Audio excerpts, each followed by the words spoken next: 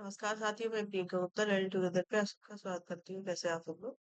तो central university of south Bihar में professor, assistant professor, इसके बाद एसोसिएट प्रोफेसर की पोस्ट पे परमानेंट वैकेंसी निकली हुई है। जो कैंडिडेट भी अप्लाई करना चाहते हैं वो कर सकते हैं। और एप्लीकेशन जो है आपकी invited to the eligible candidate through online mode. आपके सीयू चयन जो कोड है, जैसा कि आपको पता है सीयू चयन कोड के बारे में जो लोग हैं वो जानते होंगे। ये कोड बनाया गया है जहाँ से आप जितनी भी इंडिया में यूनिवर्सिटी है वहाँ पे जो प्रोफेसर, एसोसिएट प्रोफेसर या फिर असिस्टेंट प्रोफेसर की पोस्ट निकलती है, आप यहाँ से डायरेक्ट अप्लाई कर सकते हैं। ठीक है, तो यहाँ पे प्रोफेसर की पोस्ट है जिसका एकेडमिक पे लेवल 14 रहेगा। ठीक है, आप लोग देख सकते हैं कि सैलरी यहाँ से इस प्रकार से रहने वाली है। इसके बाद एसोसिएट प्रोफेसर है, 13A पे लेवल है, तो सैलरी आपकी 2,17,000 तक रहेगी। असिस्टेंट प्रोफेसर की अगर बात करूँ तो यहाँ पे 1,82,000 तक लेवल 10 के हिसाब से आपको सैलरी मिलेगी। ठीक है, तो यहाँ पे पोस्ट की बात कर लेते हैं, क्या क्या पोस्ट है। तो सबसे पहले इस डिपार्टमेंट ऑफ एग्रीकल्चर में दो पोस्ट है। प्रोफेसर के लिए एक पोस्ट है, इसके बाद एसोसिएट प्रोफेसर में एक पोस्ट है। ठीक है, यहाँ पे कैटेगरी भी दी गई है कि कौन कौन सी कैटेगरी में पोस्ट है। उसके बाद डिपार्टमेंट ऑफ मैथ की अगर बात करें तो यहाँ पे असिस्टेंट प्रोफेसर की एक पोस्ट है। डिपार्टमेंट ऑफ स्टैटिक्स की बात करें तो प्रोफेसर के लिए आपकी एक पोस्ट है। इसके बाद एसोसिएट प्रोफेसर के लिए एक पोस्ट है। ठीक है, इसके बाद डिपार्टमेंट ऑफ कंप्यूटर साइंस की अगर बात करें तो यहाँ पे भी दो पोस्ट है, एक आपकी प्रोफेसर के लिए, दूसरी असिस्टेंट प्रोफेसर के लिए। ठीक है, नेक्स्ट डिपार्टमेंट है आपका डिपार्टमेंट ऑफ केमिस्ट्री। यहाँ पे एक पोस्ट है असिस्टेंट प्रोफेसर के लिए। ठीक है, इसके साथ ही नेक्स्ट अगर हम लोग बात करेंगे डिपार्टमेंट ऑफ बायो इंफॉर्मेटिक्स, तो यहाँ पे एक पोस्ट है एसोसिएट प्रोफेसर की। इसके बाद एनवायरमेंटल साइंस में भी एक पोस्ट है प्रोफेसर पद के लिए। ठीक है, डिपार्टमेंट ऑफ लाइफ साइंस की बात करते हैं, दो है, एक प्रोफेसर के लिए और दूसरा एसोसिएट प्रोफेसर के लिए। इसके बाद डिपार्टमेंट ऑफ ज्योग्राफी की बात करें तो यहाँ पे भी दो पोस्ट है टोटल आपकी। एक आपकी एसोसिएट प्रोफेसर की है, दूसरी असिस्टेंट प्रोफेसर की पोस्ट है। इसके डिपार्टमेंट ऑफ जूलॉजी की बात करें तो एक पोस्ट है एसोसिएट प्रोफेसर के लिए। ठीक है, इसी साथ और भी हम लोग पोस्ट देख लेते हैं कौन कौन सी पोस्ट है यहाँ पे।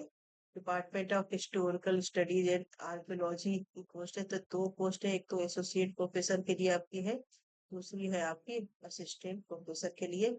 इसके बाद पॉलिटिकल स्टडीज में भी दो पोस्ट है, तो दोनों पोस्ट ही आपकी असिस्टेंट प्रोफेसर के लिए है। ठीक है, इसके बाद डिपार्टमेंट ऑफ साइकोलॉजिकल साइंसेस की बात करें तो एक पोस्ट है असिस्टेंट प्रोफेसर के लिए। इसके बाद department of law and governance में चार पोस्ट है, एक पोस्ट है आपकी एसोसिएट प्रोफेसर में और तीन पोस्ट है आपकी असिस्टेंट प्रोफेसर के लिए। ठीक है, इसके बाद डिपार्टमेंट ऑफ इंग्लिश में अगर देखें तो एक पोस्ट है एसोसिएट प्रोफेसर के लिए। इसका department of mass communication and media की बात करें तो यहाँ पे एक पोस्ट आप देख सकते हैं एसोसिएट प्रोफेसर के लिए, और दो पोस्ट जो है वो असिस्टेंट प्रोफेसर के लिए है। और फिजिकल एजुकेशन डिपार्टमेंट में है, एक पोस्ट आपकी प्रोफेसर पोस्ट पे है और दूसरी है असिस्टेंट प्रोफेसर के लिए। ठीक है, तो ये सारी चीजें हो गई। इसके डिटेल एडवर्टाइजमेंट आप देख सकते हैं, जो भी रिक्वायरमेंट है ओबीसी ईडब्ल्यूएस कैटेगरी के लिए। ठीक है, तो वो सारी डिटेल आप ऑफिशियल पे वेबसाइट पे भी देख सकते हैं। यहाँ पे मेन मेन चीजें आपको जरूर बताई जाएंगी। ठीक है, और जैसे कि मिनिमम क्वालिफिकेशन पे आपका 7th सीपीसी के अनुसार रहेगा। और यहाँ पे आपको ये वेबसाइट दी गई है CUSB.AC.in या फिर CUREC समर्थ .ac.in पे डायरेक्ट अप्लाई कर सकते हैं। ठीक है, इसके बाद जो एप्लीकेशन फी आपकी रहने वाली है सबके लिए, प्रोफेसर है, असिस्टेंट प्रोफेसर या फिर एसोसिएट प्रोफेसर, तो उसके लिए 2,000 रुपये रहने वाली है कैंडिडेट जो जनरल कैटेगरी के हैं, ओबीसी ईडब्ल्यूएस कैटेगरी के। ठीक है, और फीस नॉट रिफंडेड है, मतलब आपके रिफंड नहीं होगा अगर आपका सिलेक्शन नहीं होता है। इसका SC ST PW female category के लिए कोई फीस नहीं है यहाँ पे। ठीक है, और इसकी जो डेट्स हैं वो 26 अक्टूबर से स्टार्ट हो चुकी हैं और 23 नवंबर तक आपके फॉर्म फिल किए जाएंगे, ठीक है, प्रोफेसर पोस्ट के लिए। तो ये सारी नॉर्मल जो इन्फॉर्मेशन होती है वो है। इसका डिटेल में अगर हम लोग देखें तो यहाँ पे क्वालिफिकेशन दी गई है कि क्या क्या क्वालिफिकेशन आपका चाहिए। तो जैसे कंसर्न क्वालिफिकेशन की अगर बात करें तो मास्टर डिग्री होना चाहिए, इसके साथ आपकी पीएचडी डिग्री हो या फिर आपने नेट वगैरह किया हुआ हो, ठीक है। तो यहाँ से आप देख सकते हैं, जैसे कि यहाँ पे अगर पहली यहाँ पे देखें तो scholar degree in PhD degree concern allied relevant discipline and published work of high quality UGC जो रेगुलेशन 2018 के हिसाब से, या फिर आपका 10 साल का एक्सपीरियंस और टीचिंग एक्सपीरियंस इन यूनिवर्सिटी, ठीक है।